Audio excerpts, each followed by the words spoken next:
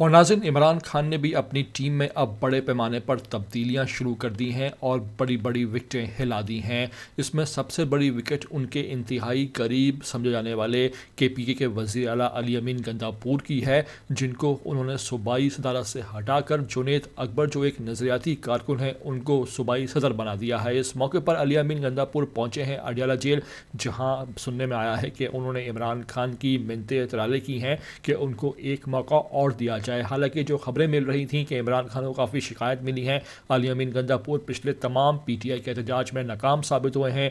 उनके खिलाफ काफ़ी रिपोर्ट आ रही थी कि वो बैड गवर्नेंस में भी मुलव्वस हैं। तो जुनैद अकबर और अली अमीन गंदापुर जो है, दो आपस में मुखालिफ ग्रुप समझे जाते हैं, क्योंकि जुनैद अकबर का एक अलग ग्रुप है और अली अमीन गंदापुर अपने एक अलग ग्रुप में काम करते हैं। इस मौके पर दोनों में पहले भी शदीद इख्तिलाफ रह चुका है और जुनैद अकबर ने अब जो सदारत संभाली है उसके बाद बड़े बड़े दबंग ऐलान कर दिए, जिसमें से एक ऐलान ये भी है कि लॉन्ग मार्च दोबारा हो सकता है और हम पंजाब जाने वाले तमाम रास्ते ही बंद कर देंगे। आपको ये मनाज़र हम साथ साथ दिखा रहे हैं किस तरह अली अमीन गंदापुर वहाँ पहुँचे अडियाला जेल में। उनकी रात गए इमरान खान से 2 घंटे तवील नशिस्त हुई और उसके बाद उन्होंने बाज़ाब्ता तौर पर इस्तीफ़ा दिया, जहाँ पीटीआई ने ऑफिशियल उनका जो इस्तीफ़ा है वो भी पब्लिश कर दिया और उसको मंजूर करके जारी भी कर दिया। इस मौके पर जुनैद अकबर को बना दिया गया है सदर और अब देखना होगा कि आने वाले जो एहतजाज हैं उसको पीटीआई किस तरह लीड करती है और केपीके में किस तरह नया जो है इन तमाम मामलों पे असर आता है। आपको तमाम वीडियो दिखा रहे हैं, आपसे रिक्वेस्ट है कि इस वीडियो को आखिर तक देखना। चैनल पर अगर नए आए हो तो लाजमी से इसको सब्सक्राइब करो, लाइक करो, शेयर करो